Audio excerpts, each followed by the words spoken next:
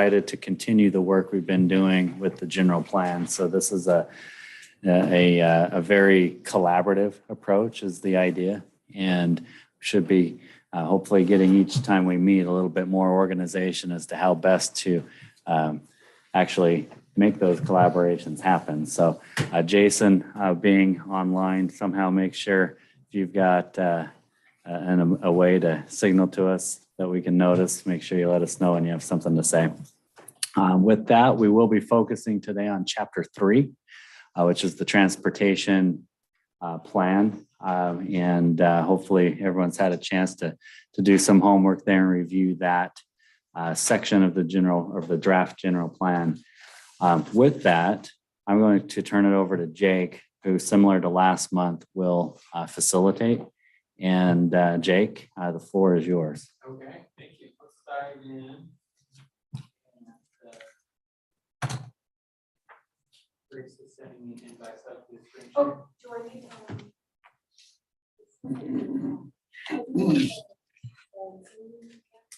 I don't have the.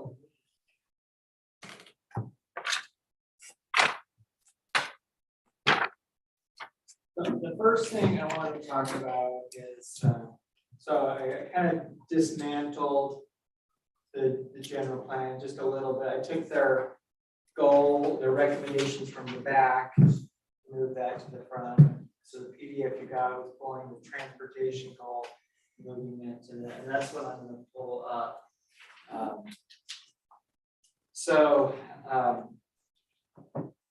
Does anybody have this up in front, or they want to read it while I'm getting it up on the screen? I don't have it up, no. Okay. I'm just going to read it from a paper copy, and I'll pull it up in just a second. So at the back of the chapter, at the back of the general plan document is the recommendations.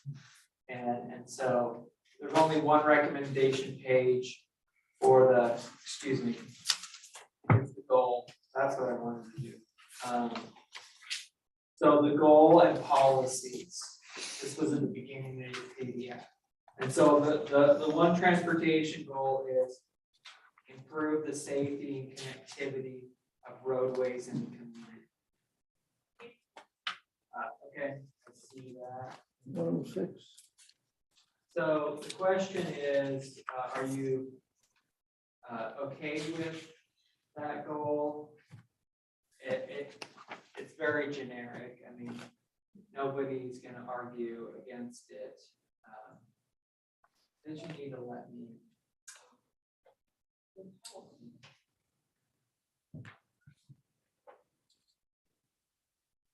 Okay. Recording in progress. Oh, let me mute.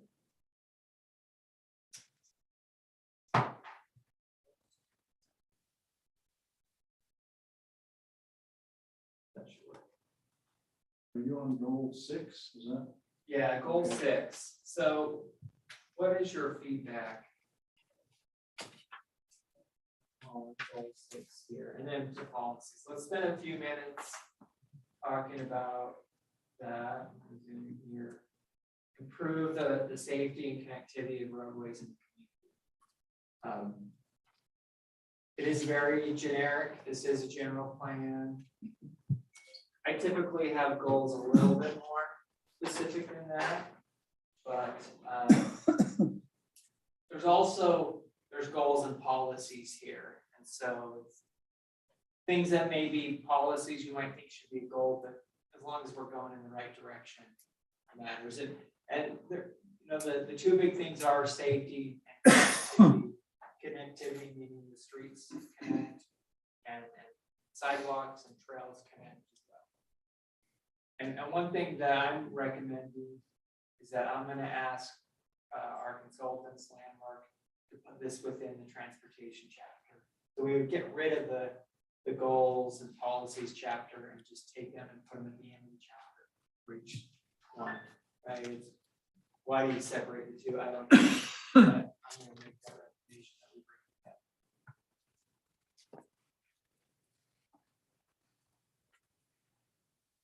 Thoughts on goal 6 for the safety and connectivity? Why the H, discourage private streets?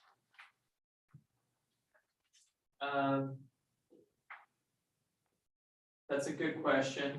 I think it's, maybe it's better said that, because there are places for private streets, an alley here, an alley there.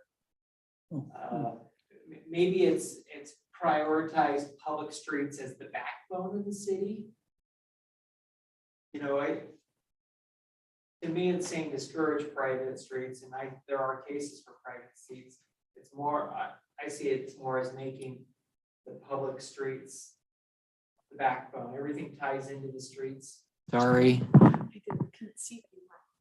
Everything ties into the streets, and so we want to have the public streets there being the backbone.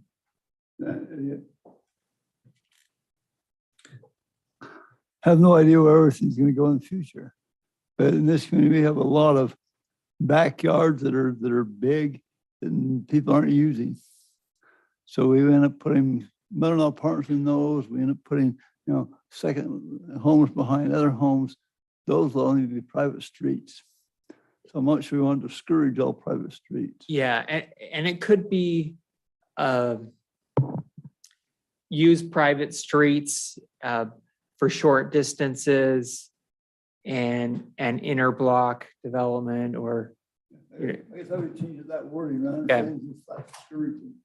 okay. There are times when they are beneficial. When you disagree, I think short streets. Well,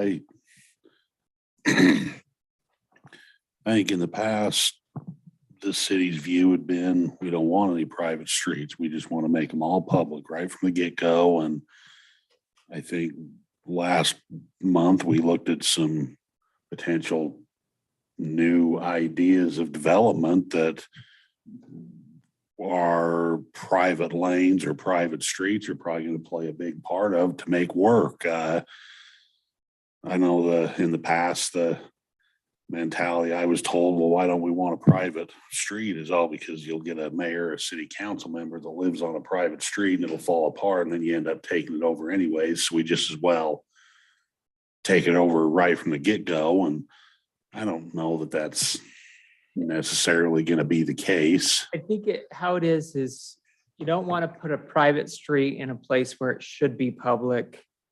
And you also don't want a private street that later on may want public. I can think of a street that should have been a full width city standard street, just one little short block through some townhouses. There's one that really stands out to me over in North Morgan. I mean, but other areas where it's private stuff, I don't see an issue with it. I think it's good. It's less for us to have to maintain. And the one homeowner association came in last year, did a roto mill project. They did an overlay. It looks good. They're taking care of it. So Okay, well, I'll change that. And wording change.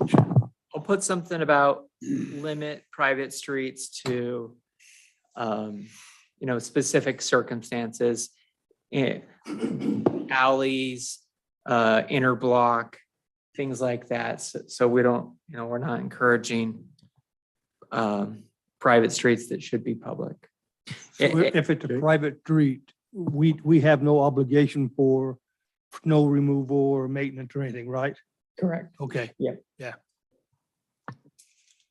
And there are needs for private streets in certain locations. Some of the alleys down behind Commercial Street they're an alley, but it's the same thing as a private street. So other policies in here that you don't like or you want to change or add to, are we missing any transportation policies? Go ahead.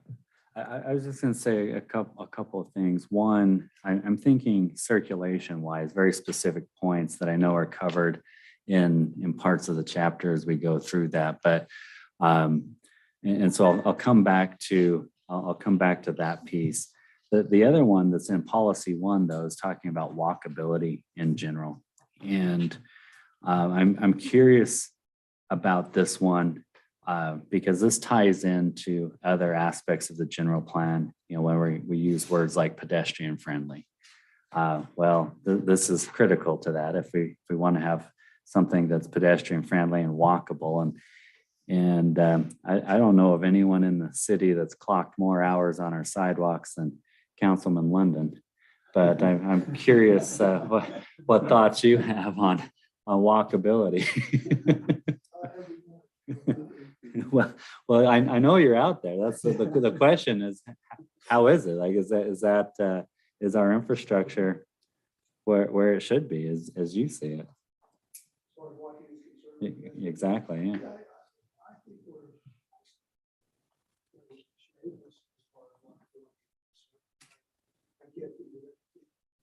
Wearing out there, that poses a problem. Yeah. Kind of caught me off guard here a little bit, but what comes to mind in the next few minutes, maybe I'll open it up. I think it's important that we provide that. And certainly we need to protect that walkability as well. That's in place as far as. I guess the one thing that I've brought up in the last couple of years as an output of my walking, be very careful what we allow next to sidewalks and walkways, as some of us disrupt our sidewalks and cause roots and sidewalks to buckle and become hazardous. That's what I think very important. Control that. So. Yeah, thank you. The other thought that I'd had is, maybe the areas that we're trying to promote more of that pedestrian friendly part of our transportation network, not just have the sidewalk, but in my mind, what are they? What's the standard width? 5 feet, 4 feet? I don't know. For a sidewalk? Yeah, right. 5 in a residential. 5. So, whatever is the next width above that, if it's 7 feet or something, but a wider sidewalk that promotes more than, my wife and I are having a harder time walking side by side as I get more girth over the years. So.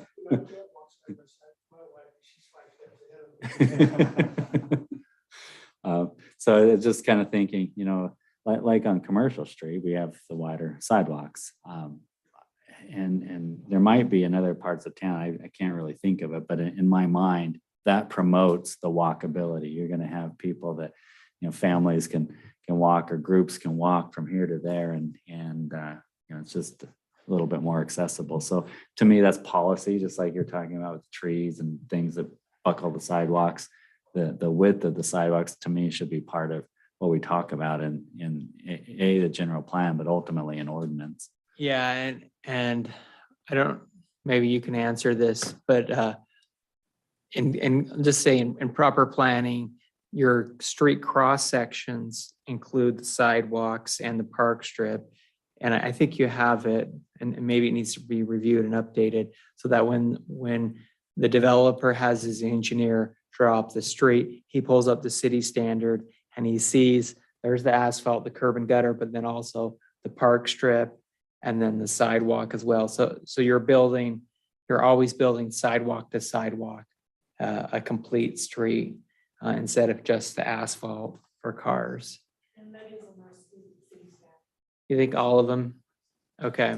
But it doesn't specify any contingency that would change the width from that 5 foot to 8 foot, let's say. Well, and there might be something we'd want to call, specifically I could see State Street, maybe Young Street, and then Commercial Street being 3 specific ones when you would want that wider sidewalk. And the other thing is, you've probably seen this before, they have it in Midway, that instead of a sidewalk, they'll have the asphalt and then a grass swell and then like an 8 foot or 10 foot asphalt pathway.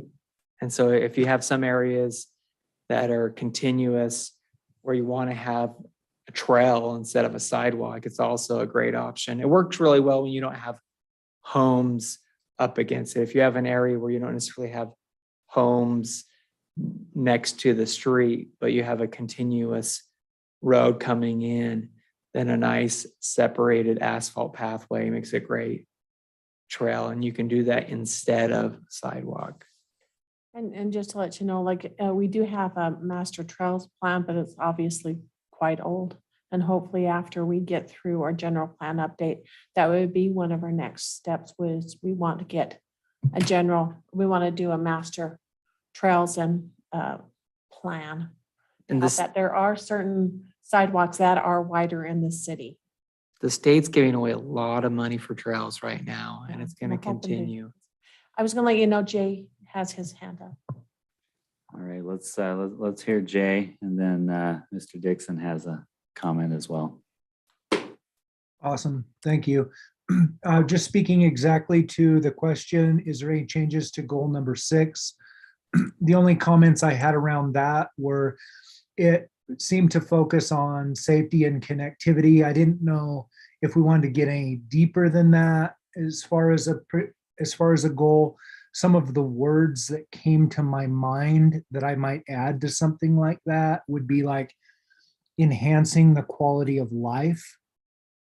So I think, for example, some of the aspects of that are, once you have these things in place, are they clean? Are they in good repair? Do they make our lives better here? For some reason, there's a disconnect with transportation in Morgan and quality of life. I love our little trails that we walk around, and I see Tony walking all the time. We do the best we can. We go up to the cemetery and we get off the sidewalk for a little while and walk up in the cemetery and come around and back down. I just feel like there was a bit of a disconnect. It seemed a little bit sterile for me. Like it just seemed,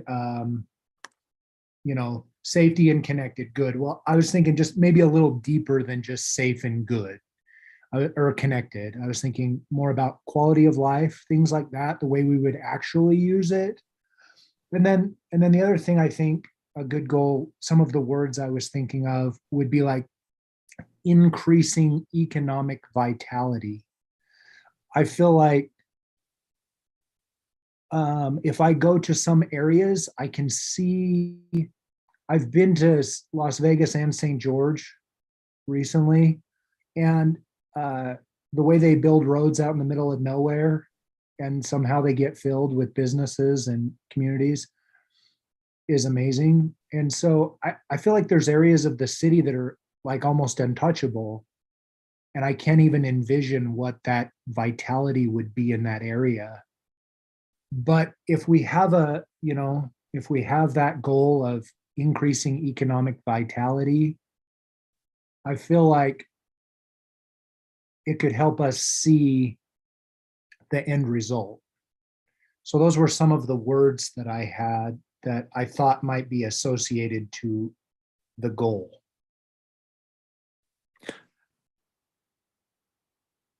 Thank you. There is another section on economy. And we'll get to that on another day. But I like the part about connecting the transportation and quality life, transportation economy. So much of our quality life is connected to that transportation. Do you want to go ahead? Yeah, so I had a thought also on goal number 6 and kind of in the same vein. I was just thinking about, we have safety and connectivity, and I think those are good overall goals. And like you said, they're general. Another thought of mine was that we want to provide a good traffic flow as well. So provide optimal flow or something like that so that traffic is moving and stuff. It's not just stopped, because you could have connectivity and you could have cars backed up waiting to get on State Street, for instance, right? One thing to keep in mind is downtown alliances and businesses downtown actually do better when Main Street is not at complete optimal flow. And it's also a little safer for pedestrians, when it's when traffic does slow down because of busyness through a main street. So, I mean, we don't want State Street backed up for long ways, but a little bit of slowdown is good, you know. You decide to run into 7-Eleven or go get that bacon bomb, which I haven't had one of those yet, but I see the billboards and things like that. I agree. In some areas, we want to slow it down and we don't want to have it racing through there. But other areas, I think where we're on collectors and things like that, it should be able to flow through. Yeah. That goes to quality of life. I think Jason talked about, I'm not spending hours on the road, you know? And Morgan, we're fortunate. There's no stoplights today. I love that. I love that I can go places and not have to wait a long time at any one light or stop sign. But there are some times where things are starting to back up now. Yeah, and maybe I don't know if the city has a need for a roundabout in a certain location or that. Roundabouts are really good for traffic flow. They can be a little bit tricky and scary for pedestrians. Roundabouts, you get lower fatalities because people don't run roundabouts. However, crossing them and getting around, bikes do a little better than pedestrians on roundabouts. And they also take more land, but it also keeps you out of the traffic light business. Councilman London. So I guess speaking from. When we talk about safety, I guess one of the things that's probably been brought up more than anything for the last couple of years is we have areas of the city where we don't, we only have Island Road's a good example. We have one way in and out of Island Road. I think the one thing we need to address is, we got to figure out how to get more than one access to certain areas of the city.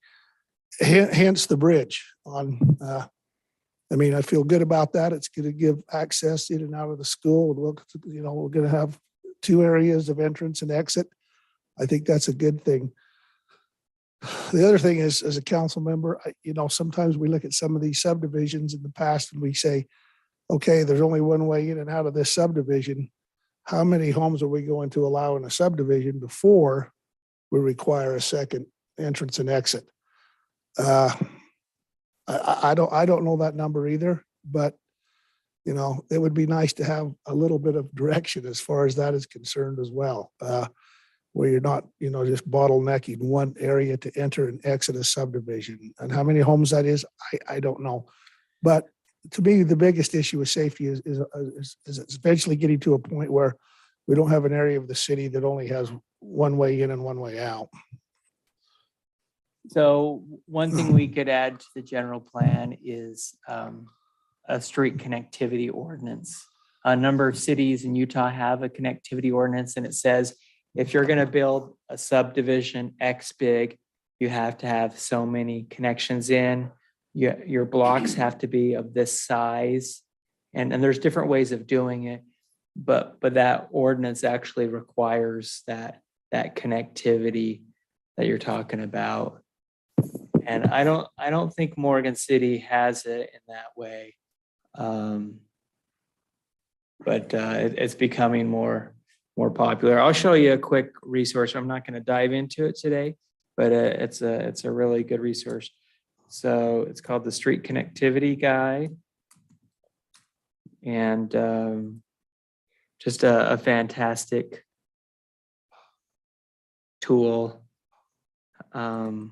made by WFRC that has just the kind of things that we're talking about. And as a city grows, your street network that's the best thing you can have. Like the pioneers and the grid that they've done. You look at Salt Lake City, and what do we have in downtown Salt Lake? There's skyscrapers, right? And all kinds of things. Had that been cul-de-sacs or weird streets, they would have been, just blocked from redevelopment. And so what may be a house today in Morgan City could be something else in 30 or 50 years or 100 years. But having a street network, it really promotes in. And the case you're talking about, the Island Road, that may be a challenge. land development has to move with your Sure. street connectivity. You know, and I realize I may be getting a little bit ahead of myself here, but I mean, you know, if we're gonna look down the road, 20, 30 years or however long, just an observation of things that we've dealt with in the past. So just saying. Well, in my mind, that's part of the 20 to 30-year planning because, yes, we're taking care of the Young Street thing now. We've got the Island Road that there's not really a plan for. But I think there's other areas that we can think about too in the longer term. And that is all that path going down on both sides of the interstate. On the one side where the commercial development is supposed to be, there's nothing there yet other than the dealerships, but at some point there could be business all along that frontage, and we don't really have a frontage road. We have 700 East and then, Heiner Lane coming down. Does there need to be something there? We do that. Well, a lot of that stuff will come with the development. Well, exactly. And that's kind of the idea though, is how do we build that into these plans in a way that's not just connectivity, but safety? Because if you look at letter H, K, slow traffic through the town using speed control devices. And there's two examples that come to mind that I think, it's not just having the paper planned of here's where the road goes, but how are we going to engineer the road? So two examples would be, if I'm going 30 miles an hour on Young Street, right out here, going up to the Y, that's hard to maintain that speed because you want to go faster. The road's as straight as can be. It's super wide. It feels weird to be going that slow, but it's a safety thing, and I get it. On the other hand, if you're going 30 miles an hour up to the golf course, the engineering of that road is curvy enough that, if you zip around any faster than that, you're going to be rolling your vehicle. And so sometimes there's natural things that we can do that aren't as, putting a curb out into the road. It's effective, I suppose, but it's certainly not the ideal. I'd rather engineer the road properly for the speed we want people to go. The term for that is design speed. And so the road is designed for a specific speed. It's different than just putting up a sign and saying 40 miles an hour. It's that the road was meant for that. And with your residential streets, that's where you can have them a little bit narrow, have trees in the park strip, how you do the intersection so you don't have a turning lane in a residential neighborhood, that encourages to whip through. And then in other cases, you want that faster road to get through where it is, where you don't have a lot of business and traffic and reasons to slow down. Mr. Little, you had a comment? Part we're talking about, we need to include in this, I think, our master road plan. We have a master road plan. We need to look at that and include that in here. It's not included. The question they brought up about the dealerships along the highway, within that, that's designated to have that road that's there, continue on all the way through as designated. For example, down there below the new subdivision, that's why they've got that big section at 200 feet down there. They're not building homes in. That's zoned commercial, but also right along the freeway, it's set up to have a road going all the way along the freeway. So that's already part of the design and standards we currently have in our master roadmap. So I think we ought to include a master roadmap. Let's get to that. It's in here. So any last comments another before we master. move on from the goals and policies? Okay, so we're going to jump into the actual chapter from the document. I'm going to skip the first few pages unless someone objects.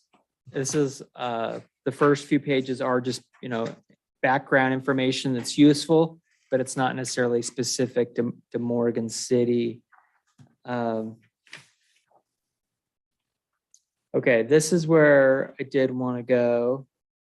So the one thing I don't necessarily understand with this map, and this, I would do one thing different is I like knowing what's existing and what's proposed. And when you look at the street types here, it doesn't say what is existing and what is proposed. And Is my there? question is that, are there actually any proposed roads in here? Not on this map. Not on this map? We have another map that has proposed roads. They did not include that. Okay, These so are all let's get these are all that in here. existing. I think that's appropriate. These are all existing, but I think we need to include our future roadmap as You part of this. Pull It's that not up. Do you there. have that? Yeah, I do. So I can pull that off of mine. Look, These are all existing. It doesn't show future okay, roadmap. okay, because it just has them together. So let's have Teresa pull that up, because I want to spend some time on that, because I think what we want to do is have the consultant take all of the proposed and bring them in to here. We had asked that this be put on there, and for some reason it didn't, and how come I can't? And this, in the transportation chapter, this is probably the most important thing is the map. Okay, It so has still, let's see, I think I guess. Do I need to stop sharing? Yeah, so Okay, I'm I just clicking did the that. button. All right. And does there? I didn't catch on to that. I actually, in one of the meetings, with the firm doing this, I went through the sidewalk map and fixed everything. Okay. I can do that with this. There are things shown here that are not. You've got stuff that is future on here that probably needs to come off. The stuff that's just future. And do you want And one thing local road? about, You got local roads. Do you want private streets listed as a local road, or do they need to be listed as a private street? I didn't catch on to that when I glanced at this. okay. Well, Teresa's gonna grab that. I'm gonna pull it back up, and Lance, if maybe you could start to show us some of these things. You can just kind of direct me, and I'll put my cursor over the Well, areas. first thing you probably ought to do is, I guess maybe it doesn't matter. All that stuff, if you go to the right and down to the picture down, right, out of the county stuff. I mean, for the cities thing, that's all dirt goat trails up there on the Oh, hill. up here. I think all that stuff could just be blank. Not roads, Wi-Fi. If you go 100 south, there's Red Rock subdivision. There's kind of the future, what'll be Red Rock, sticks up into there, doesn't. Where's that again? Don't sit by. No, you're fine. That's come run your mouse. I wonder if you could just draw on the screen. I don't know if I don't touch it and do it right. See this? Does not exist. This is private. We'll do the stuff that Just put does. a We'll do the PO, stuff, put a we'll do the PO stuff over that the doesn't private. exist in blue. That doesn't exist. Beyond here, this is, yeah, that doesn't exist. Just do an X over the don't exist. That doesn't exist beyond there.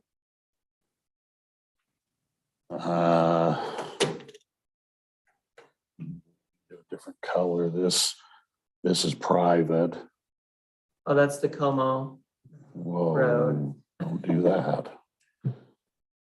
Okay. Anyways, and I can print this off and I can go through and mark this Okay. up and get you a copy of that, but yeah, like that's private. This, we probably shouldn't have the roads, the cemeteries shown. Well, they could be, well. As probably a different classification Yeah, than different class. than I a think we than do a want, like, the local Como road. Private road, 'cause that's part of the network. Yeah, and it, but it should probably be shown as private, just like all this stuff in here, right here is private. It might not be bad to have them update this to show how this road has been changed. This actually comes through here, and this is gonna come up and go up there, and then this will go up and tie into it. You got this is private. There's a little strip there that's private. Cemetery, this is private. You got that's a It's almost public like you road. work here. There's some of this stuff up in here that's private driveways. You get that I'm not memorized. exactly sure what. I think this is not even a public, technically a private driveway. This is private. This is private. This is just a driveway. This is just actually a private road to the sewer lagoons. This is private.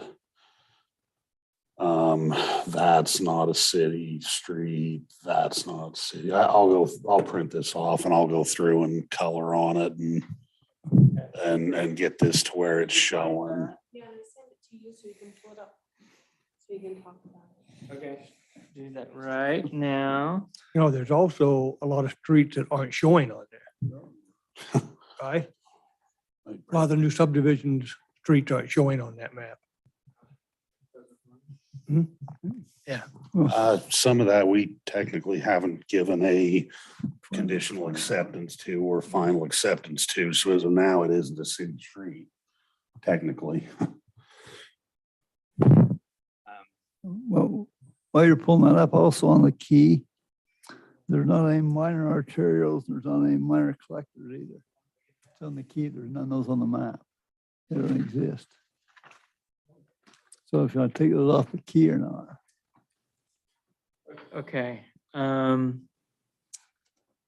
so on this map, it's kind of hard to read, but the yellow is future. And so that's what maybe I want to focus a little bit of time on here is, do you, this is your transportation master plan document. So this is an adopted map by Morgan City. And is there any, let's go through the yellow here. Is there any, this was done in 2011, last I amended. think, yeah. Or was it So- 17? 11 was the last one? This says 11. It would have been 11. So is there anything in here that,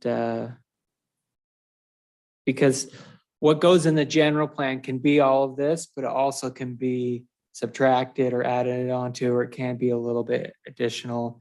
And then maybe after Matt would take what we've done and do a new one to stand alone. But so my point is, what in here that is yellow in terms of proposed, do you like? What is missing? Is there anything? I know we have talked about, suggesting a freeway on-ramp. That could be text as well. It could be Morgan City should work with UDOT to explore, planning a future freeway exit kind of thing. So with that, what are your thoughts on what's here in yellow? What do you like or don't like? We missing? So a couple of years ago, there was a development, a little 3-lot subdivision right at the end of Island Road, right at the city limit. There's 3 home lots. There was an access that's for a full width city street right on this edge of the city limit that was left open. I'm assuming we should probably show that could potentially be a future roadway, right?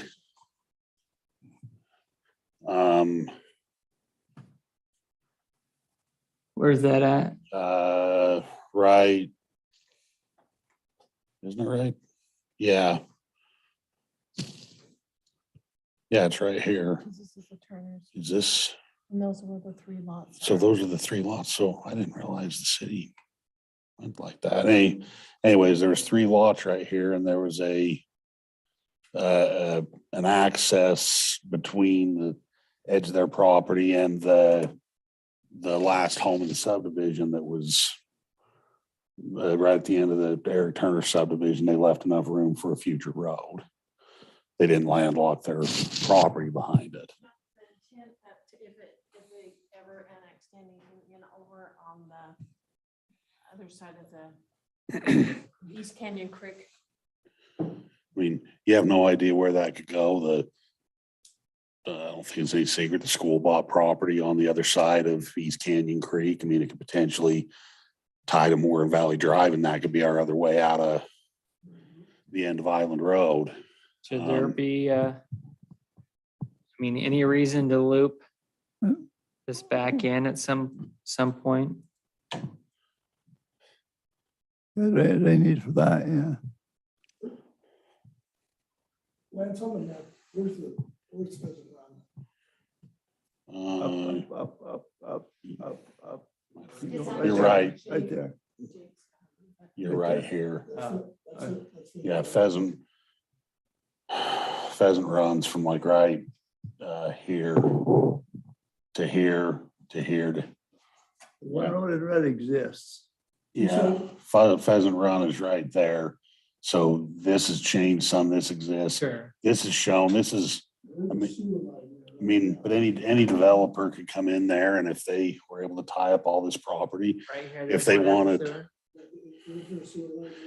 Yeah, Meekums had to put that in when they did Wasatch Shadows, but as far as that road being exactly tied right there, you could get a developer come in and want to do something different if they tied up that whole property, that sewer line could be moved. It could, But you know.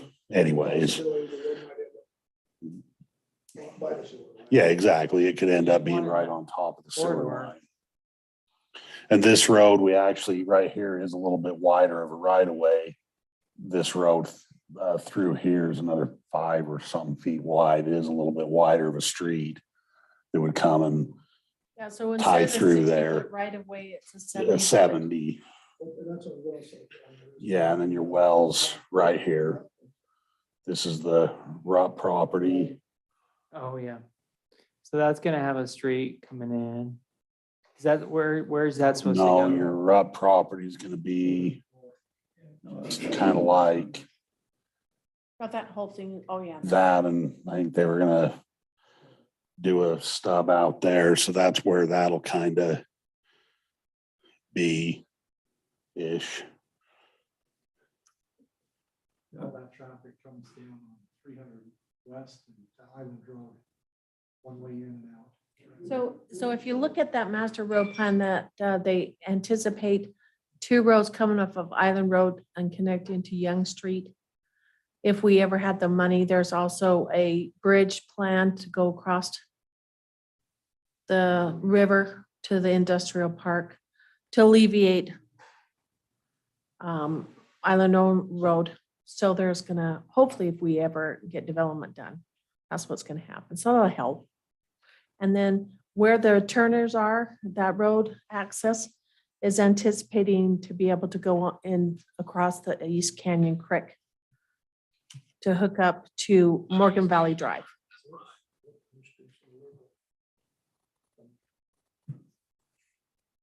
So only one on here that's not currently, that was just recently planned since 2011 is the red portion on the bottom. This? Yeah.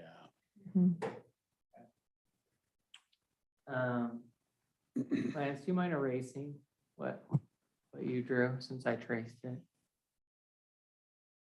Oh, cool. Cool board. Okay, And my question is, so this is great that we've got a lot of detail in this plan, and we can keep, adding to that. So thank you, Ray, for pointing that out. I'm curious, the connectivity, as it kind of stops with some of the county at the city boundaries with the county property, which obviously we don't necessarily plan the county, but this is a city and a county general plan ultimately. And I'm hoping that those future road points are also, for example, at the end of Island Road, if that is circling into Morgan Valley Drive, or if in the industrial park area of that road, does that at some point go into Stoddard Lane, or I don't know, but should those plans be kind of coordinated across the 2 entities? definitely, definitely. Picture right here isn't part of the new general plan update, but should be. We need to look at that. The data should be. Yeah, the So, data should be. The and then- proposed. So I you just don't like know. put it I'm in. trying to think now. miscellaneous things like this, like that. About connecting to the county on that new general plan. I think it's just a matter of like, I can reach out to Josh and talk there. So what about bringing something through here? I mean, see what I'm drawing there? Those connections, that is within the city boundary. And a lot of times, like how I've seen this work is you put it on the map and then the developer comes in and most of the time they'll say, okay, that makes sense. We want to move it a little bit here, but you end up, if you get it on the map, it's more likely that you're going to end up with the street doing the purpose you wanted. If it's not there, then they could just come in and say, hey, we want to do cul-de-sacs. And if it's a legislative decision, meaning they need a rezone or something like that, then the planning commission and the city council has they can call on the general plan or call on the transportation map to say, hey, we have this in our adopted plan. We're going to require you to do that if you want a rezone. So there is some power behind it. The streets don't always, of course, line up as Lance is showing us. They don't line up where we thought they may go, but you get that connectivity. And so I'm just throwing out, are there places where you say, yeah, we should do that? The flip side is though, it can offend property owners. They may say, you put a road on the map, you're taking my land, I don't ever want to develop. And so that's where the mayor has to come in and say, look, it's just on the map. If it ever happens, we're not forcing it. Don't shoot me. Thoughts on? It's smart to have a plan, realize that it's privately owned at this point and that plan can change as development happens, but still having a plan is a smart thing to do. I've seen a lot of cities, put themselves in a corner and they can't get out of it because of this. Not having, and so your transportation map will show the major ones, and then your ordinance would require the neighborhood connectivity. That's where making sure neighborhood next to neighborhood connects and streets, and you don't have to be, when I was a kid, to get to the church or the park, I had to go through 2 neighbors' yards and jump a fence. And I did it. So, it's like, let's get people using streets and trails and sidewalks. And just to let you know, Nathan, you see the black line is actually the boundary of the city. So you see how they were trying to do Field Street farther down and just keep going through, and then it takes the responsibility of the county after. Same thing down Island Road, trying to figure out a way to get across the freeway. Hopefully, if there ever is an intersection or something with UDOT on the highway. So we added a few additional that if we ever did annex in or the county did develop past our city limits, that they'll connect to our roads and our standards. From the goal number 6 of connectivity, it feels like, and adding maybe a couple of those red things there, it feels like we're in a fairly good spot. I don't have anything necessarily to add to that. There's one. What about this area? Is that going to develop anytime soon? That's actually in the county. Oh, that is in the county. And it's currently not on our annexation declaration mapping. Okay. The area that I'm more concerned about yes, it's a long-term general plan. So let's think long-term for sure. But there's a short-term issue that I don't think gets the attention that it needs. It is in here. It's on page 49. It's a coordination with regional, organizations. This is with UDOT, of course, and that's the railroad bridge, the I-84 intersection. To me, that collaboration with the state and the railroad and the city, that's priority high, if not number 1, as far as connectivity goes. Is that this one right here? Yeah. It's the next one. Right there. Yeah, the next one up. Oh, the main one. Yeah, the main one right off Okay, State and I Street. see, so you're in phase 2 on that. Is there any reason why you don't want to advocate to UDOT to to move you up to phase one on that? Is that because of cost? And does anybody know why that's I in? don't know the answer. to phase that, but two? Just advocating for, that most, it's not very good to get to Commercial Street. You can't see anything. You can't widen State Street because the railroad bridge forces 2 lanes max. It's a blind turn for people turning off Commercial Street. There's more accidents there than, even on the, I could have told you that without looking at the crash density map. Yeah, I was gonna say I that. watched them. hit Oh, there in it front is of my right house there. 3 times a week, all growing up. So. On your porch. That's right. So I mean, to me, it just feels like Jason mentioned economic vitality. To me, that has not just safety, connectivity, economic implications. Like it hits it all, and that should, in my mind, be a high priority. Is the issue the blind corners and the sharpness of them? I mean, for a visitor, I found it is.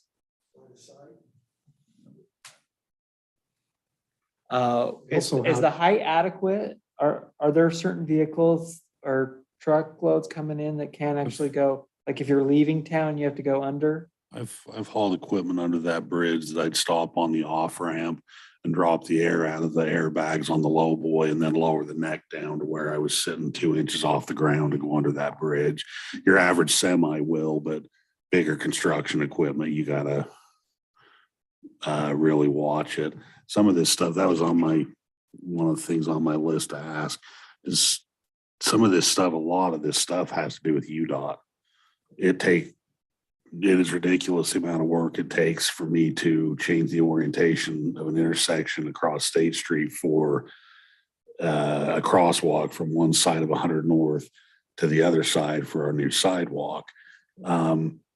It's been a year or two since COVID, but they used to do a yearly meeting where UDOT would come up. And the last time we had one, I think they were saying to necessitate a traffic light out here, we could be 10 years. Now they're not here seeing it every day, but I think the thing you'll find with this interchange is you're going to run into like the people of Mountain Green have found. That Mountain Green interchange is the most important thing to them. But I was in a meeting and someone with UDOT said, we've got places with congestion 20 hours a day.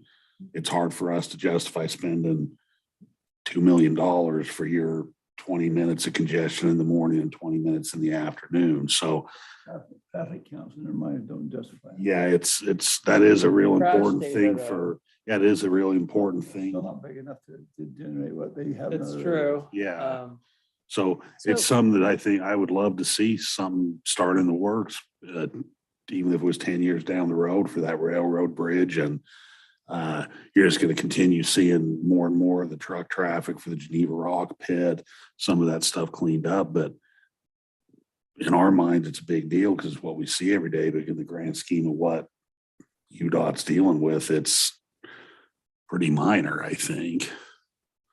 Could be priority one, yeah. So that was one of my questions for us to have a general plan done and be able to show UDOT. Does that ever hold any Yeah, weight they- with they do look UDOT at to local look and plans, say, like- okay, this is what your local plan is showing? Because a lot of this has to do with them and we don't have any say with it. So that's good to know. The thought, though, clearly, that's not going to happen overnight, but can we somehow have some sort of advocacy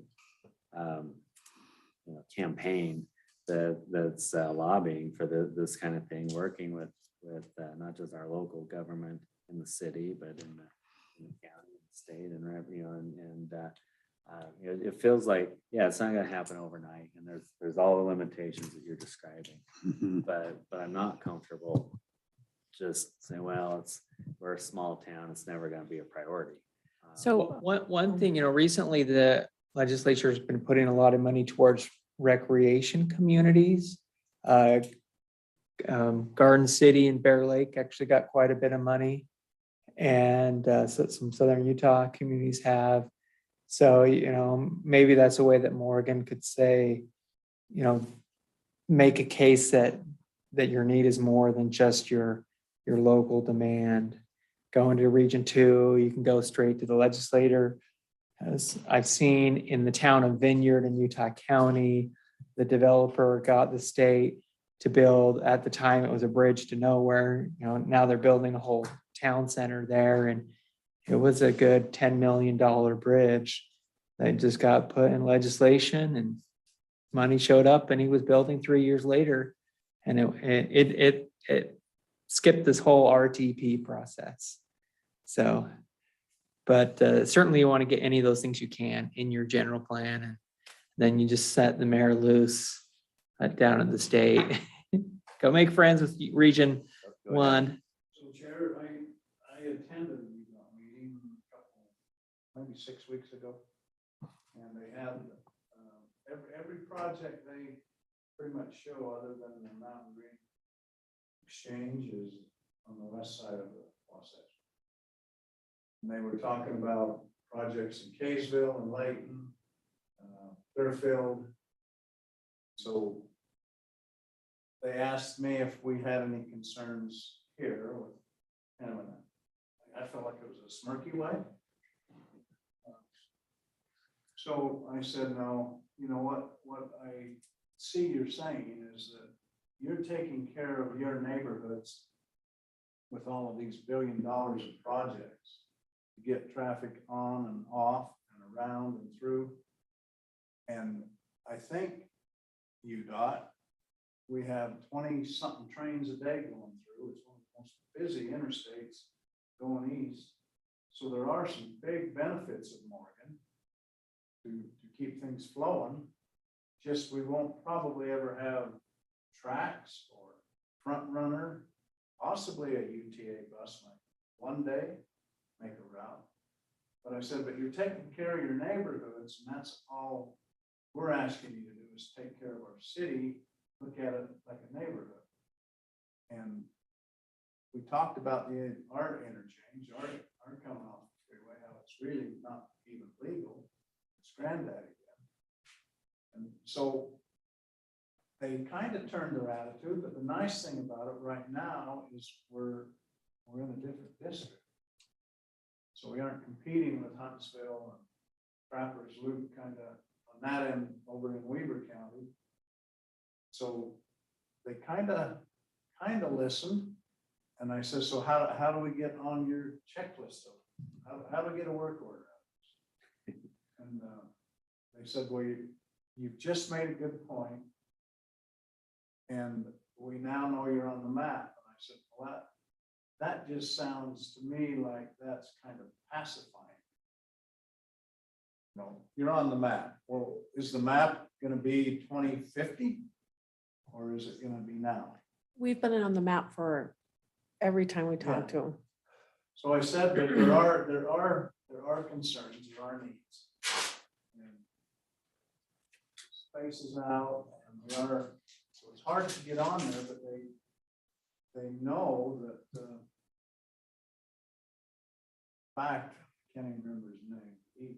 He came off the interstate, pulled into Morgan, and when his comment to me was, "You're right, Mayor." And he said something about, I said, why don't you put another exit up farther on the frontage road? So the school buses and trucks can pull there, they can get to the gravel pit, and school buses don't even have to make that short. They can go down to where the new road is. And he said, well, you have to have so much distance between exits. And I said, you're full of baloney. I can take you right now and show you about 5 of them from Bountiful into 6 North or 6 South that aren't what you're saying. And you have lots more traffic. You know, and you have some that are a quarter mile away. So anyway, I mean, you have to wake up the giant, but that's how you get on the map, in my opinion. Say, we do have a need, you just need to quit ignoring us. Yeah, love that. I mean, let's So some of this stuff, do you be the squeaky wheel. Do you bump that to the top of your list on your general plan? And once we get done with our first bridge that has been being talked about forever, then you jump into this and you start pushing UDOT which is kind of I the wonder mayor, if- city manager thing, but if it's on the top of your list, your general plan, maybe it may help a little bit. So have any of you driven Bangor Highway the last couple of years? So that UDOT's been, they were a lot of stoplights before, now they've been buying.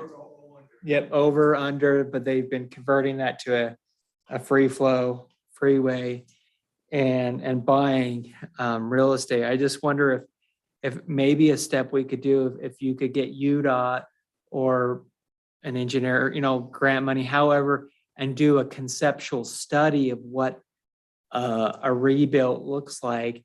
And then we could identify the properties that would be needed. So we don't hurt ourselves by, permitting a nice expensive building on land that would need to be purchased and demoed in 5 years. Some of those Bangor buildings around are still pretty new, just a few years old, and UDOT's having to come in and buy them, and buying built buildings is an expensive way to build a road. And so I think the biggest problem we have Biggest- is the railroad. Okay. Okay. Okay. But the rail, I get that, and that's important, and I think maybe that let's get that in the general plan. If there's a solution, the railroad, let's get it in there. Are there any other properties in this area that we want to make sure we're not? So Jake, in the past probably 15 years, when we've been trying to fix how can we have a better, and anytime we've met with UDOT, et cetera, and had indicated there's problems with the railroad, everybody knows that's a big problem. That's like, UDOT doesn't even want to touch the railroad and try to work with them. So we've talked about having a exit entrance that's more down in the industrial park area so that we can avoid that section of UDOT. And we've asked over and over, and it's been back towards UDOT wanting us to fix our current entrance and exit, which we know is a challenge. So maybe if we do have a proposal in the general plan for a separate one, would that help with us and are trying to get something with UDOT?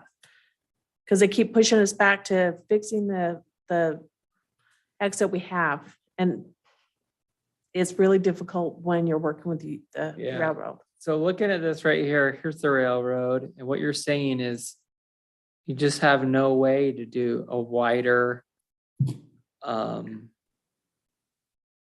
on-ramp, off-ramp can't come over, So one of the proposals we did about 10 years ago. have a flyover getting in, which may be kind of hard. So if you took this down, one of the proposals we talked to them about, and they just shut it down, was just to have it come be more down this way to come in through the city. So then you could avoid that whole section, have it come in on and off somewhere. Brand new one, close down the old one. With far more room, farmland, no buildings, no nothing, have entrances that'll come into an industrial area and get off in a highway commercial area, not a downtown. We just can't get past. Go back to. But even back there, you have to get across the railroad tracks. Yeah, and again, that's the problem, is trying to go over the railroad. Just because yeah. You- Start the exit now, right? Here? Is that the exit? Yep, that's it. Okay, so frontage road is where? Right. On this side. Oh, That's right where the line is. Might have burned. No, that's So the commercial exit- The street. exit I'm talking about is just beyond the current exit, you're coming off on this road. And then where you can hook to commercial street and they can get over to the traffic. oh, you're saying move it up, move it east. Well, it doesn't interfere with the railroad. Okay, because you have space. Um, Let's say, I remember when the frontage road, on the east side of the railroad tracks, okay, was not a one-way, it was actually a two-way street. You remember that, Mark? Yeah. As I watched that gravel pit up there now, it's becoming increasingly more busy, it's put a ton of traffic on 600 east. Typically at that point, they're loaded, so kind of pretty rough on that road. I guess, just saying, would there be any benefit in trying to see if we can get that road a two-way road again? I don't see how they make the turn, go under the bridge and then under the freeway. I'm just thinking of something short term that might help a little bit. But I remember once upon a time, it was two-way street. It was two-way road. And I don't- But our exit was. Oh, the other end, up by the ditch. I don't even know who owns that. UDOT. Who owns that frontage road? The frontage road and 600 East are both UDOT roads. You know, if you come north, you're gonna have to come off of that frontage road and make, quite a hooey to get onto the on-ramp. I don't know, you can make sure they take a lot of traffic off. what about this? I don't know. We scheduled an hour. Would the planning commission be okay with, and mayor and council member, if in the general plan, we request that UDOT explore freeway interchange alternatives? And so I've seen this, I participated a little bit when UDOT at some point is, if you come down I-80 and right when it hits the mouth of the Salt Lake Valley, you have that flyover that goes to 215. And then under there, it is kind of problematic. But I saw that process where they did 5-10 different alternatives. They drew them out. I mean, put a little bit of engineering into it. It went to the neighborhoods. It went on the line. Just what I'm saying is none of us are engineers here, especially freeway engineers, and we're having fun looking at this. But what we really need is for UDOT to at least spend some design money exploring alternatives so the community can at least have something to start to look at. And maybe that will help the cost move us down, because at this point, you want help, but we don't even know what a solution actually looks like. So if UDOT would just spend some design time and money, that at least would move us farther down, move the ball forward. From a transportation point, I think that's the number one thing that for future growth is something besides the current off-ramp and underpass. It's a problem. I mean, it's when that underpass was flooded, and you couldn't, you had to go all the way up around and then come back down, and to have that the main access to Morgan City. When I was a kid, both. When did that happen? Pardon me? When did that happen? Oh, it's been a couple years ago when we had that, Happen had 3 periodic. feet, had 2 or 3 feet of water in it. Okay, They got drain in there and just got flooded. Yeah. Just had them plug the drain. okay. There's a little pump station that any water that runs into it, a UDOT owned pump station that Okay. pumps the water out of that low spot up to a ditch. I mean, it doesn't Not have- gonna force a new freeway, but it is, often. it is a cause But though. but if you have a wreck there, I mean, you have a big semi coming up there or something, and he wrecks, coming off the freeway right there, you, it's a problem. The biggest problem is they just kind of raise their eyebrow and say, we're talking like 5,000 people. But on that side, they're talking. We just need, 100,000 people. I've heard about the Morgan moms. You just need to put them on UDOT. So, Well, I do like the idea of building in specific points into the general plan as far as what our intentions are for the future, and knowing we can't just do this on our own. We need UDOT, we need the railroads, all of that has to be collaborative. And we know this, but let's just keep drawing attention to it and creating that advocacy and acting as if. what, the more you can get them up here, and then if we can get some attention and money focused on design to at least explore options, Well, I say let's. then you'll be much farther down than you are now. Let's turn around, please, because the only time that we had somebody that I've been around, they toured the city and they wrote $100,000 check for the sidewalk.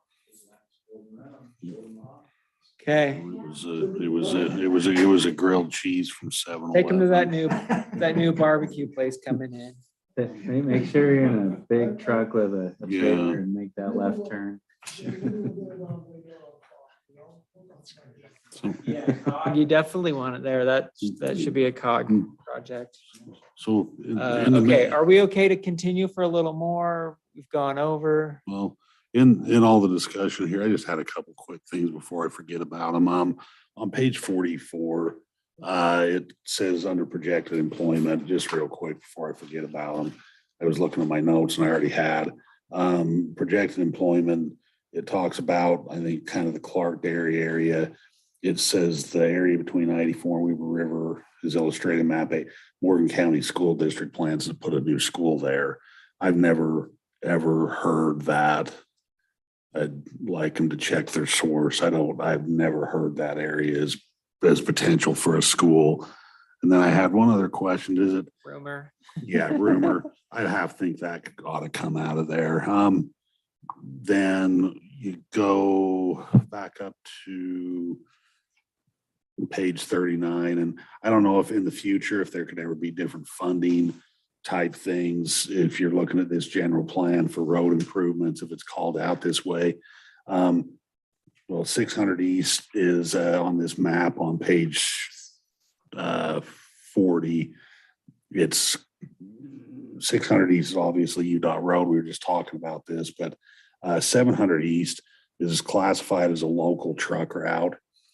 You got now local to the county, probably yes, but because it says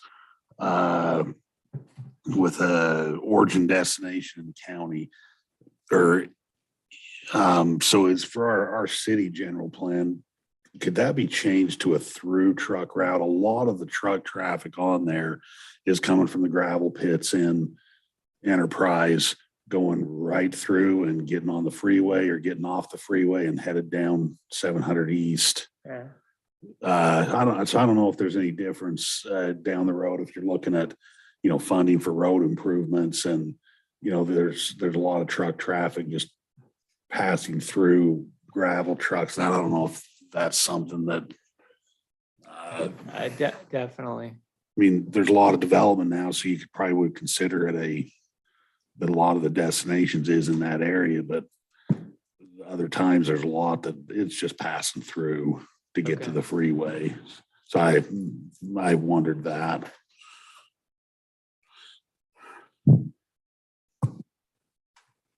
These dirt roads are definitely not truck routes. In the county.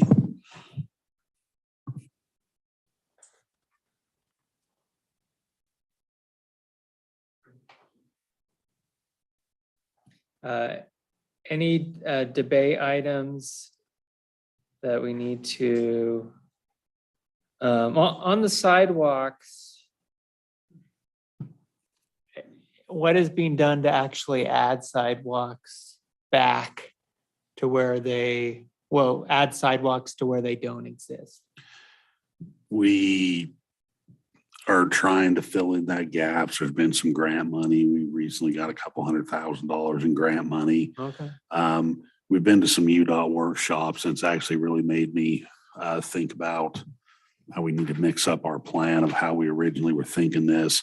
We've been able to budget the last several years for sidewalk projects, and I think it really helps us on the grant project if we can try and do a dollar amount project every year that we can say we are already working on this, and we're going to do another $100,000 next year with or without your grant money, but your grant money would help us go farther, rather than us just sitting around waiting for them to give us some money. So we're You know, on 100 North, we're building some sidewalk, but there's still a lot of, as the growth has been out of the farther out, there's a lot of gaps that we need to fill in. Okay. 300 West, Island Road being probably the biggest ones. Exactly. Yeah, I'm gonna throw out a request for you, Lance, and others. What if we add a layer to this map, prioritizing where we want, what's the next 10 or 20 years of sidewalks, you know, rather than just going out and put it in, I mean, I think you already do this, Well, but if we could put it on the map saying your priority need for that way, if someone were to look at the map and say, okay, Morgan City has these gaps, but this map shows where they want those. It's connecting in between, it's high pedestrian areas, places where you think, you know, if you were given $1 million for sidewalks today, you'd go right here. And this may be a nice, and this could help the city, because if you had residents come and say, oh, I always wanted a sidewalk and I didn't get one, why not?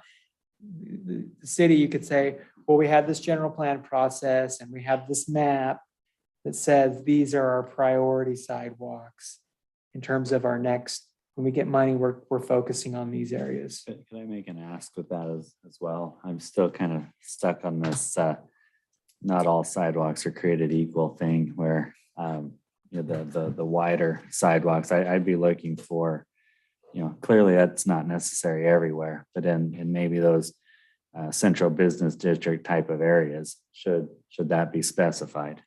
You know, where we might want to reinvest in the existing infrastructure, not just creating the new infrastructure. and the problem we'll run in with a lot of that stuff, like on Young Street, State Street's a UDOT thing, but we have to maintain the sidewalks. A lot of it we're already a foot from the right of way to a foot from the right of way with our sidewalk. So to do a wider sidewalk on a lot of our existing streets, you're gonna be narrowing, have to go in and narrow the road. So in some like especially like State Street in some existing areas, that'd be difficult to do, but in new areas, we talked the road that follows the sewer line down through where we got a 70-foot wide thing. I wish years ago when that tied to Young Street, could be a fairly busy road. And I wish we could have narrowed the asphalt to 10 feet and done an extra 5 feet on each side of the, but now you're partially built. So yeah, The it's, point is the same thing as some of the other stuff we've been talking about is look, let's, you know, have a plan that's of interest, that it's a desirable thing. You know, it may not happen given different constraints, but it's a stated kind of purpose or intention of how we want the sidewalks to be in certain areas. If that is what we want, I'm clearly not expressing my opinion, but I think it's with some of the things we're talking about, walkability, pedestrian friendly, in those core areas. To me, that makes sense. And we should designate that just like we do at the road. You've got your connectors and your minor arterials and your local roads. You've got your walkability areas where you've got, you know, your skinnier sidewalks and wider sidewalks and you know, those kinds of things. It just, to me, it makes sense to at least outline it and declare it, and it may never happen, but it's there. Chair, one additional tool is when you have that plan, is when there's a redevelopment. I've seen this in Clearfield. They had a place where just no sidewalk right away, but it was a large area that ready for redevelopment. And so part of that redevelopment plan said, oh, we do want a wider sidewalk here. It's in our plan, you're redeveloping. It's just a few feet for the developer, not a big deal. And so they were able to get it. And so there's the redevelopment, you know, maybe if buildings are being torn down, the new ones come in and go back a little bit. And then they move the property lines, make the right of way a little wider. So while we're talking about sidewalks, is there some, you know, what really destroyed sidewalks is planting trees in the area between the curb and the sidewalk? Is there any limitation on new subdivisions and whatever I mean, that just destroys sidewalks. Well, I would say this, it's the right tree for the right width. I'm kind of a big fan of the trees in the park strip because of the cooling and the safety and the aesthetics. But it's gotta be the right. But if tree. you're putting a sycamore tree in a 5-foot park strip, it's not gonna work. And I don't know if the city has this, but one thing that's pretty common is you'll have like a city guide where you have, if the park strip is 5 feet, then you use these trees. If it's 7 or 8 feet, then you can use the sycamores and the big trees. Yeah, I think I've seen that in the manual, but who supervises that? I mean, do you have to call the city before you plant a tree? You should. But does anybody? If I So- go plant some tree in my front yard, I'm not gonna think, call the city and say, "Where may I?" Yeah, it's true. It would be nice, like, say, let's take Pheasant Run. If every property owner there got a little. Right. To the park strip. Those things Because can't, usually, I mean, what are you gonna send? You're gonna send Roe out, be the code enforcer, and then. I can and tell then you. what's beyond that? As much as I've been advocating for sidewalks, I would rather have a buckling sidewalk here and there and see beautiful trees down the path. I mean, even in my subdivision, you know, there were 20-year-old, 15 to 20-year-old trees that were chopped down for that very reason. And it changed the whole character of driving in the subdivision. Yeah, it's a problem with the sidewalk, but man, it's 20 years of growth. I think what we're saying is there's nice trees that can be planted that get tall, that just don't. and with that nice wide park strip, one thing I like sometimes is when you have a shorter setback, so you bring the building in closer, but then you have a wider sidewalk or a wider park strip. So you still have that same distance between the road and the building, just you're moving a little bit more land from private to the public. And with that wide park strip, you get the snow storage, you can do storm water in there and have kind of just a nice swell, and then the trees, and it just feels a little bit safer for kids and people walking. You know, subdivision where I live now, I mean, it's a serious problem. I mean, there's sidewalks are everywhere where the trees have just tore it up. You walk along there, you know what I mean? So I walk on the street. Well, we You had can't- fix it over there in front of what Stan Because says. you can't walk on the sidewalk. It's fun on skateboards. Yeah, it just makes for What jumps. I was gonna say is, challenge, if we cared about our sidewalks, we'd put someone out there on a skateboard, see how that goes.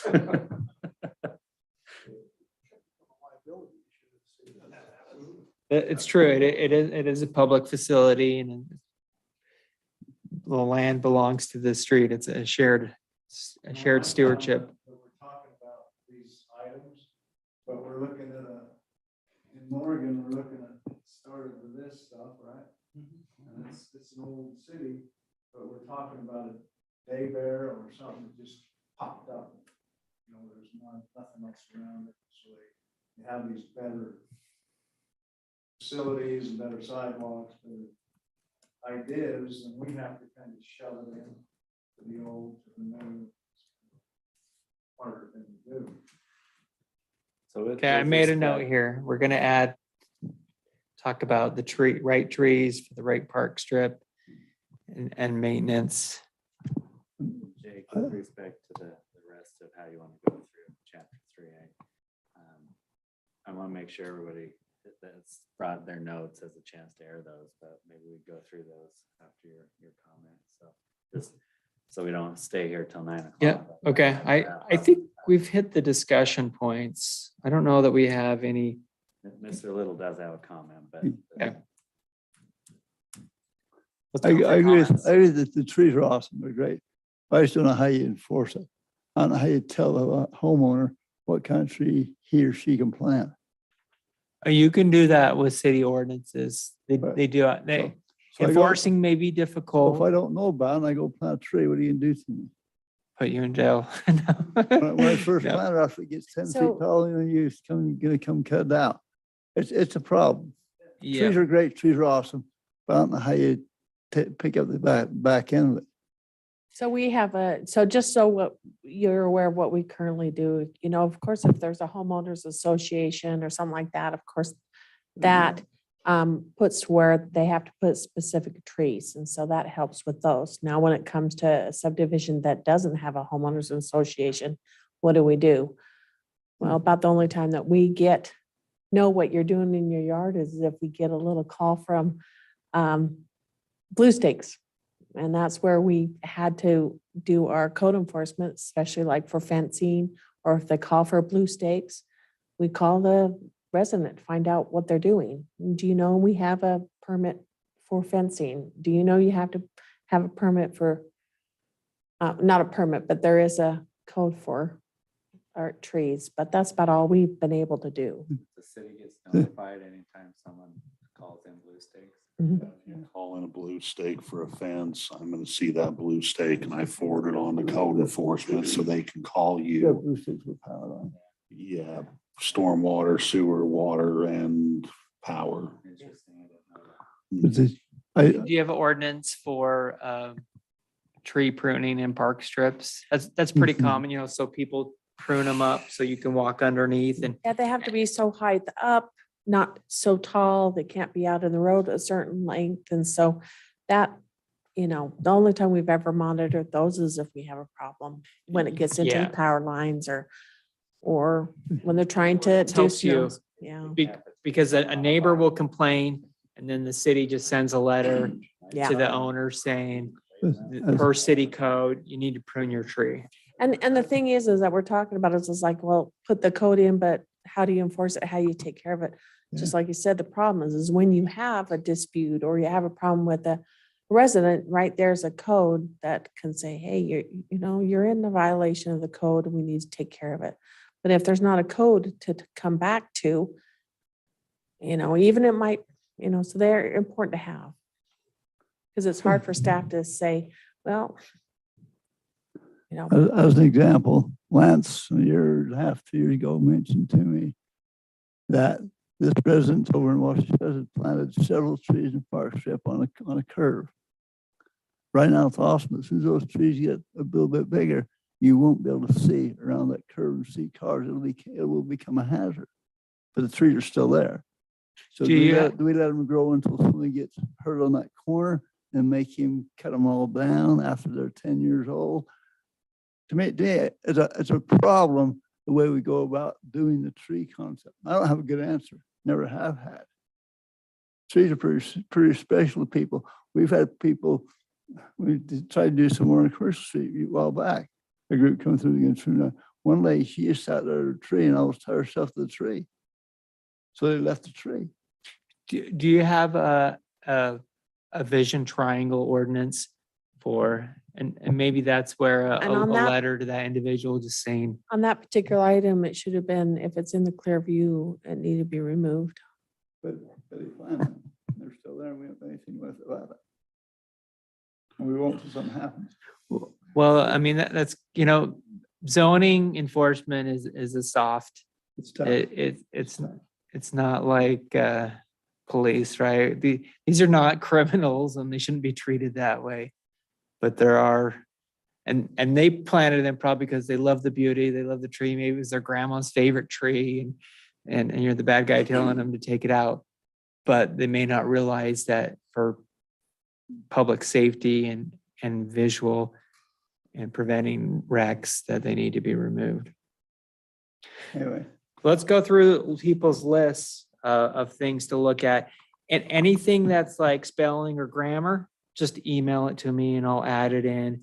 If there are discussion points or things you want to change in the document and you think it should be discussed at the planning commission, let's go through that.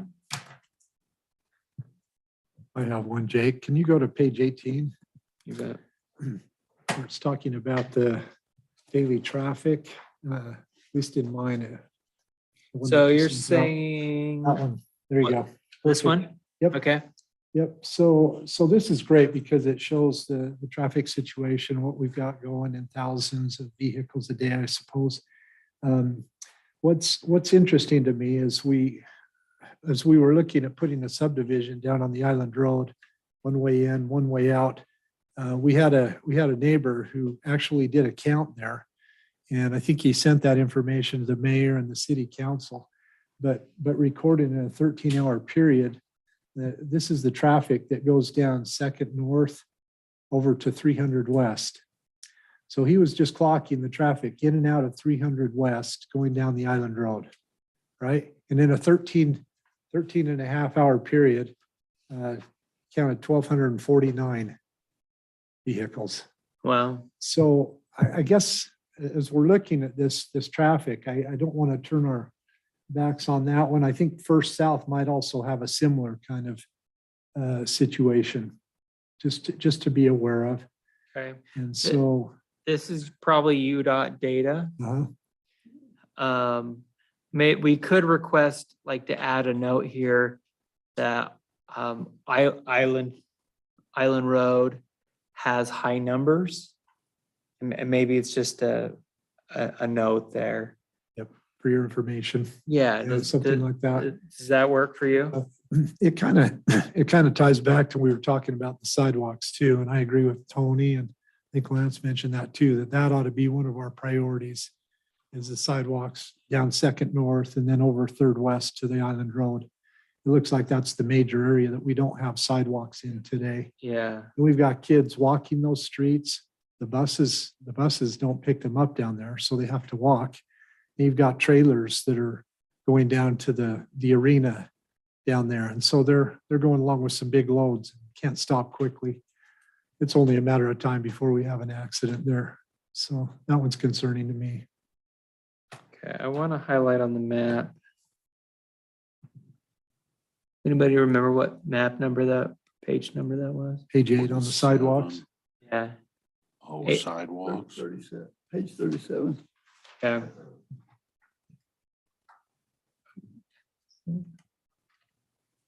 Okay. Not 2, not 3.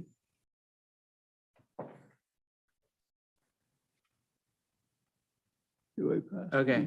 There you go. So, okay, kind of tell me where that is. Okay, so 300 West, if you Okay. come Second North, it's where the Golden West Credit Union is on State Street. That Yeah, right here? line going to the right and then down Oh, the and Island Dan- Road. okay, and where would you end that? Right here? No, the other direction, sorry. So go from the point you drew. Yep. Yeah, and then go up and to the left, Okay, that whole thing right the through whole there. thing. Yep. Okay. I mean, it I would really put- is that's your, I don't know how far you're gonna take that, but you should at least take it to where you're gonna build that subdivision. And then Second North over to Golden West and State Street. okay. This is second right here, Yes, that's it. and you want to take that, Up and to the right to State Street. oh, right there. Yep. Okay, You got it. so this would match up what we talked about. On this map, we would highlight priority areas along with other things that Lance will have, other areas. And so those are the target areas. Agreed. Okay. Okay. Thank you. Similarly, I've already mentioned to Lance that I would like to see the area past Young Street, past the schools, be a priority for sidewalks and curb and gutter. It's dangerous and it's high traffic. And if you go after a football game or during a soccer game, it's a wonder we haven't had an accident there. Okay, can you kind of guide me where that is? I'll circle East Young Street. it. Okay, oh, right just- here. Yep, right there, So this. towards the new bridge. that area. Yeah. Okay.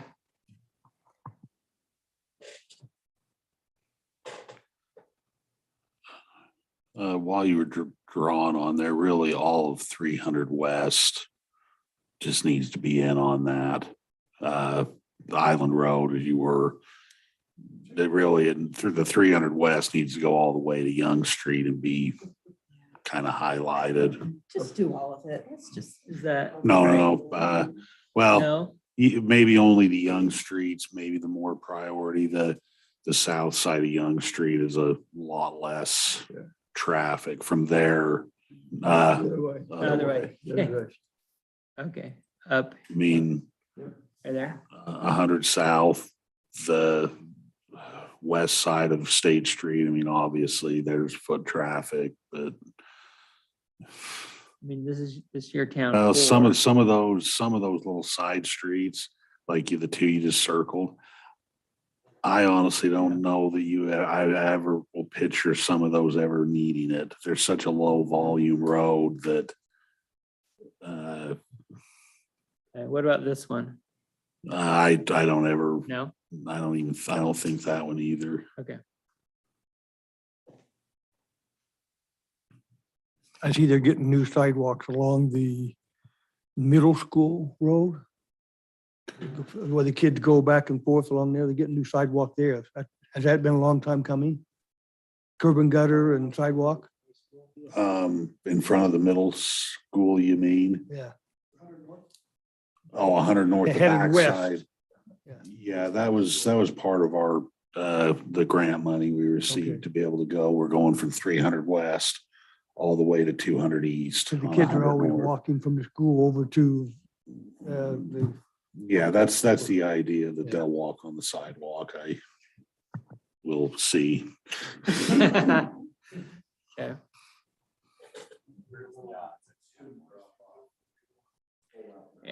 Um, Can I ask one quick question? So Lance, over on 100 South, I assume that we still, I'm having a tough time on this map. Are we still showing a projected road from 100 South down to Young Street? I'll call it the Sue Ann Jenkins property. Yeah, it was on our, it is on our traffic plan. I mean, at any point when there's development on that property, there will be a road through there. 100 South, do we have enough room right there to put a street? Yes, there is room for a full 60-foot right of way. There's actually also, Already dedicated. is that this? Aaron, that's another, No. that's another way in and out of that school property as well. It's already there. That one? Okay. and depending on, the school also owns some property there and they also own access to 100 South. So depending on what the school someday did with their property, you could potentially tie through in, two locations.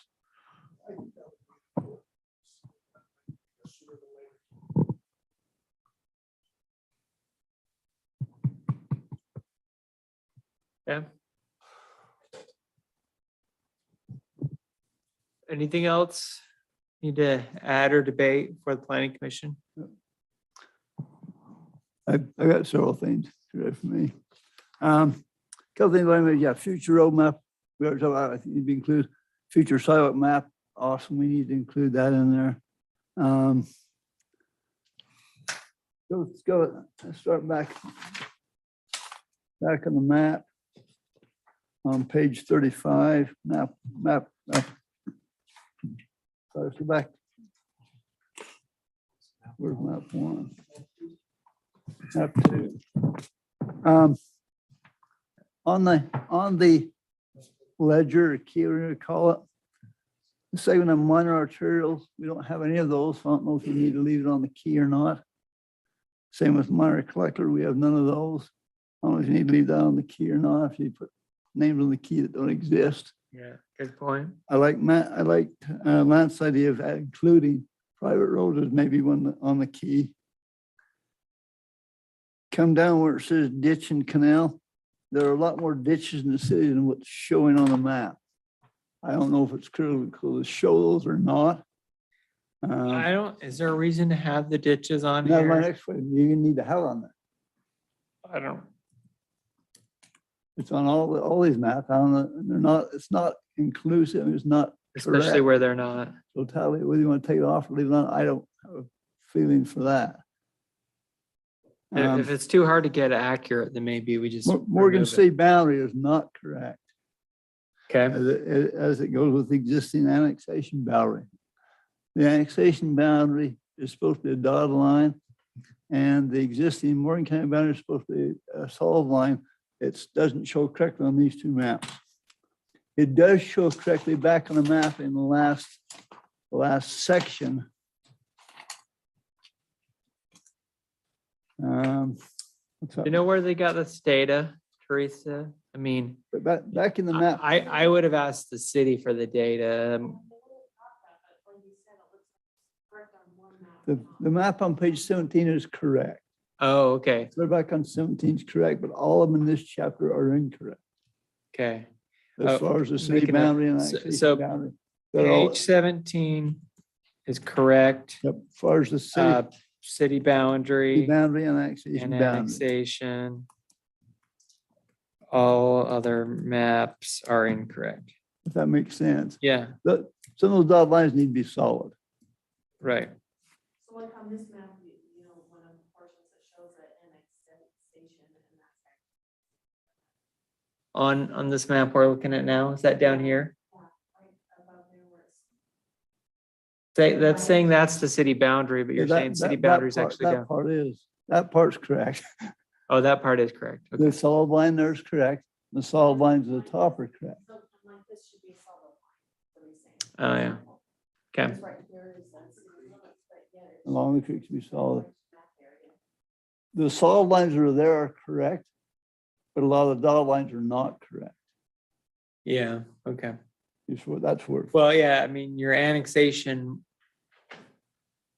Part of it is which is on top of it in their file. But.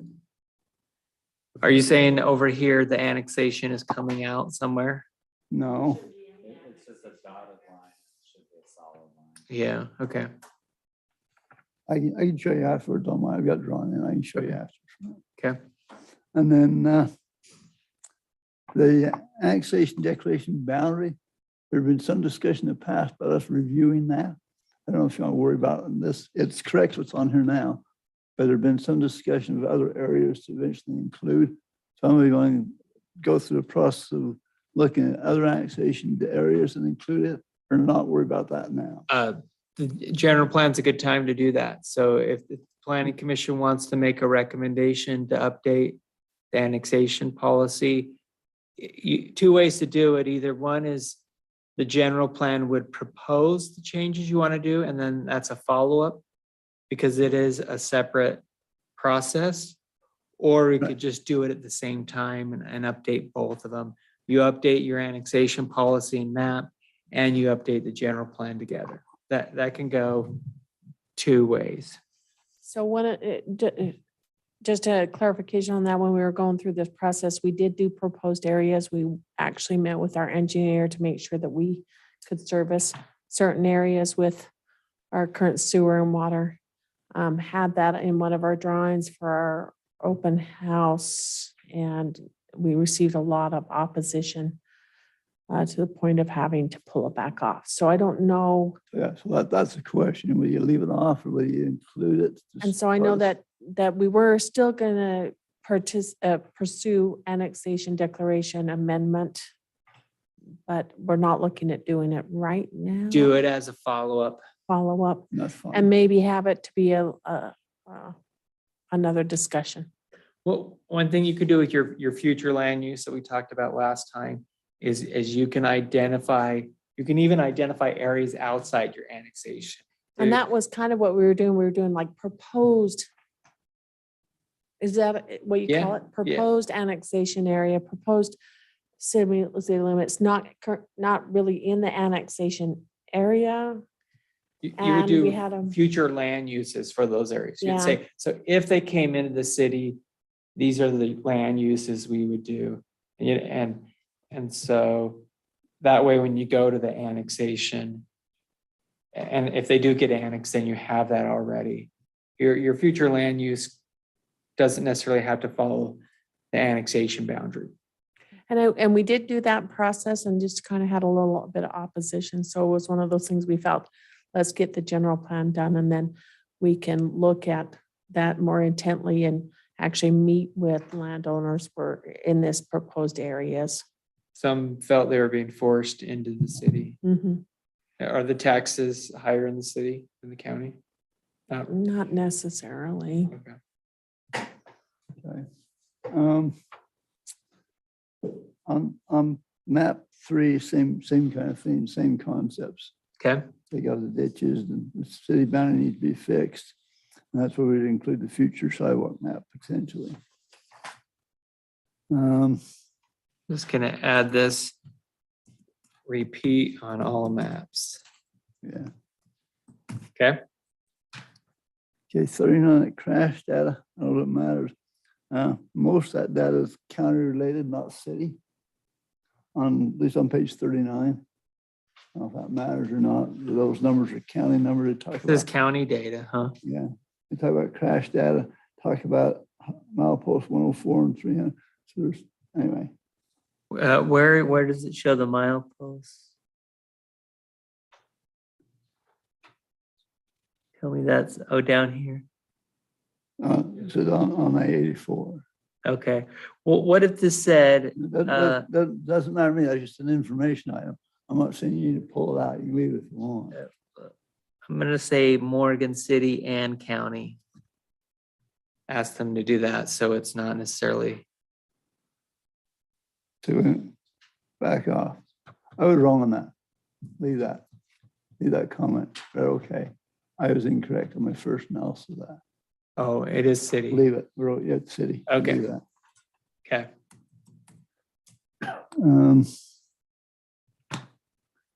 Two maps, next two maps, same stuff on those next maps.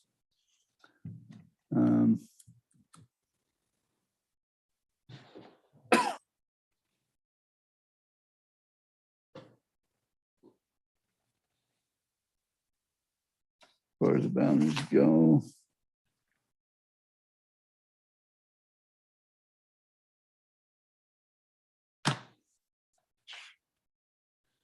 Okay, on page 45, the pink area is showing negative growth. If we do some mixed use living, that will totally change that, if that matters. I understand all the rest of these maps were generated by the UDOT TAT process, so maybe just leave them. And quite often data changes, and so maybe it's not a big deal to change it. That was just obvious to me. That pink area shows no residential growth at all, which I don't think is probably going to happen. It'll be zero growth. Yeah. So this is data that UDOT has looked at and will look at, kind of how they do planning, roadway planning. And what you're saying, and we've talked about, is that pink area will have growth. It'll have. So we could just, add an asterisk and anticipated growth area.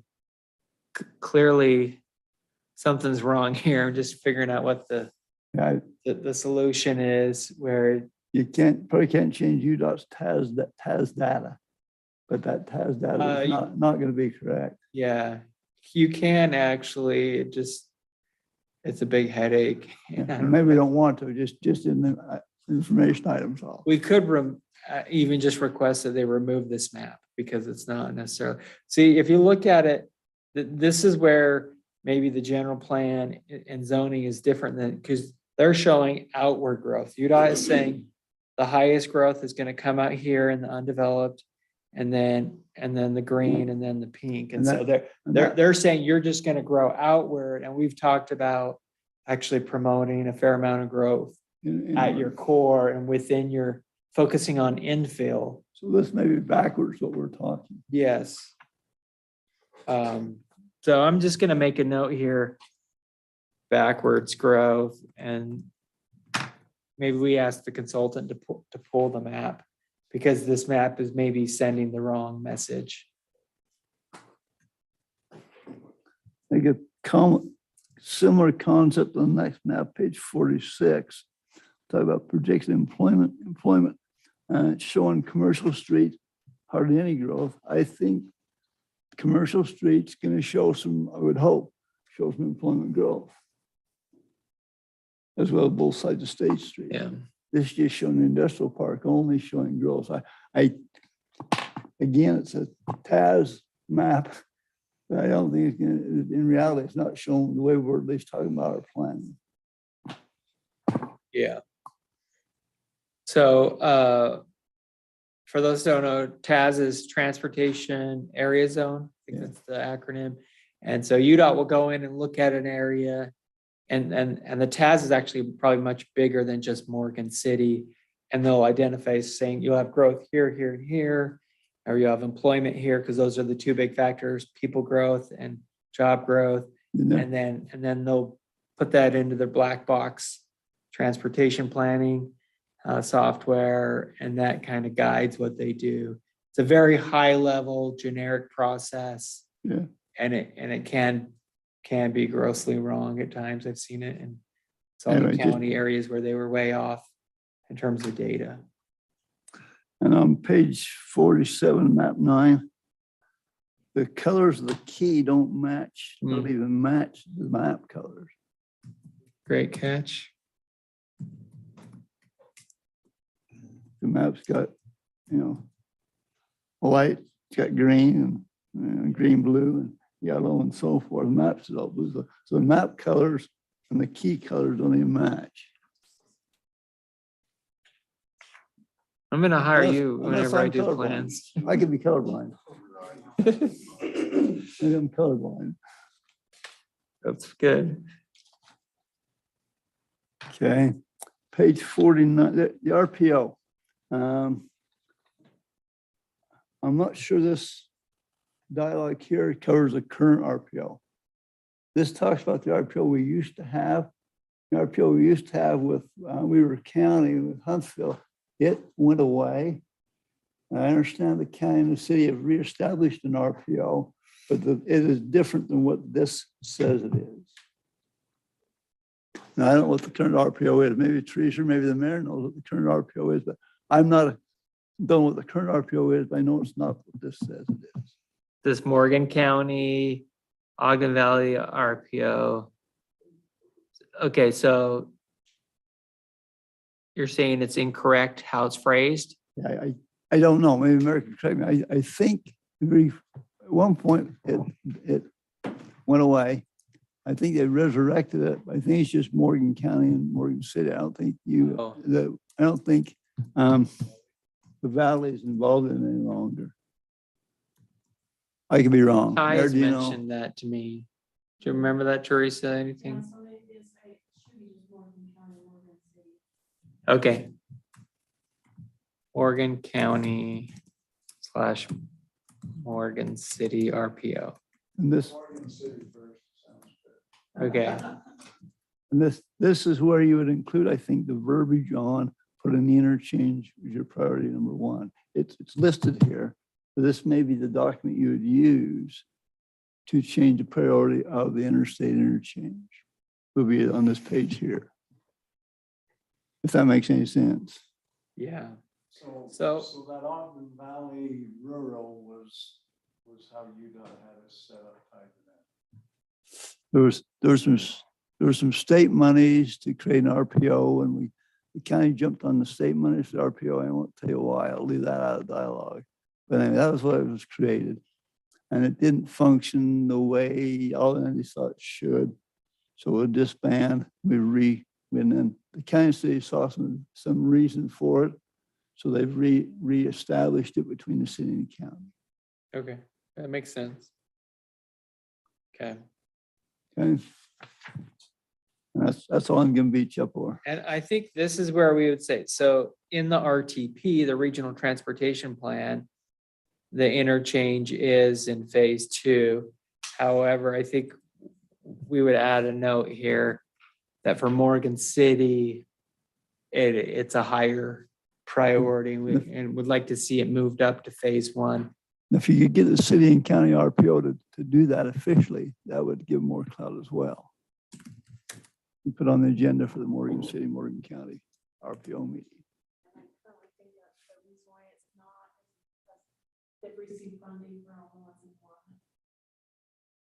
So maybe that plan needs to be re-looked at by the RPO and the priorities reestablished.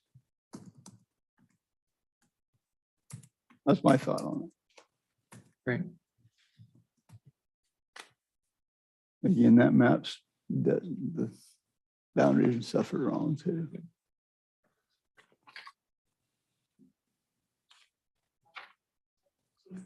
I lied. On page 52.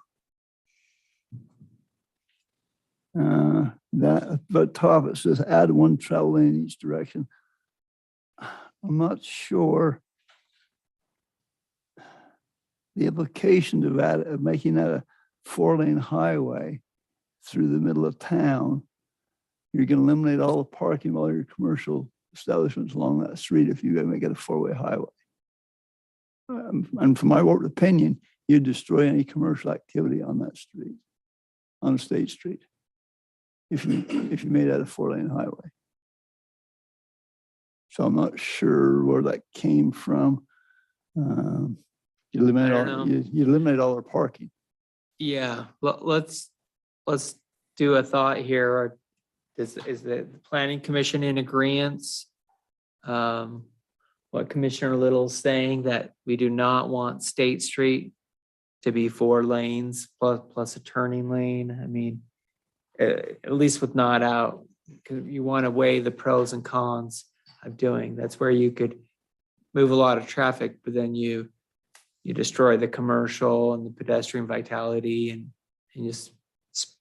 and all you're doing is increasing that bottleneck, right? Because the interchange can't even Can't take any more handle cars turning faster anyway. And so we're all sending everybody to the I box. think you can mention State Street improvements. I think there are areas you could have for the width you're gonna use, doing two travel lanes in each direction, improved turning lanes. Things like that, rather than, I think turning lanes in places would be better than 2 travel lanes and help things more. So there's probably improvements, but I don't know that an extra lane is the improvement that. And I agree with you. You asked how we felt, if we're of the same opinion. I agree with the aspect of, let's think about the turning lanes. Does it need to be an additional travel lane in each direction? I don't necessarily see that as being a blockage right now. And with growth projections listed in here, even in 20 years, that's not necessarily a blockage. I'm not as convinced that it's that it impacts the commercial aspect of it as much. Maybe it does. I don't know. There's a lot of on-street parking on most of those businesses have parking lots that people are pulling into anyway. So From the river to this building, think about what's along that street. You're right, from the river to the freeway, yes. But think about from the river to here. It's, you look at the other comments, create multimodal downtown street, slow down traffic. It's like, they're asking to speed it up with adding lanes and slow it down with all these other things. yeah.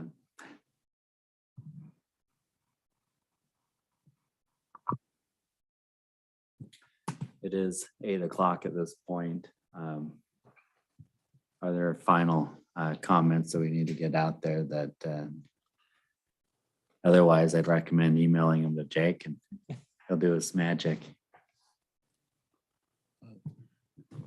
One last thing, as I'm sitting here staring at this, do you think we could get a picture of some of Morgan City's transportation on the headline of chapter 3 versus Peterson and Enterprise and Mountain Green? Yeah, we can do that. I brought my drone today, so I could just go outside and do it. I guess I don't know what all the other pictures are on the other headings, but I'll have to get my book out and look. Yeah, there's Trappers Loop. Right You there. should put a picture of that intersection. That's right over Peterson. You put a picture of that intersection we've been talking about all day. It's such a problem. That'd be perfect intersection to be like, that's our, how do we figure that out?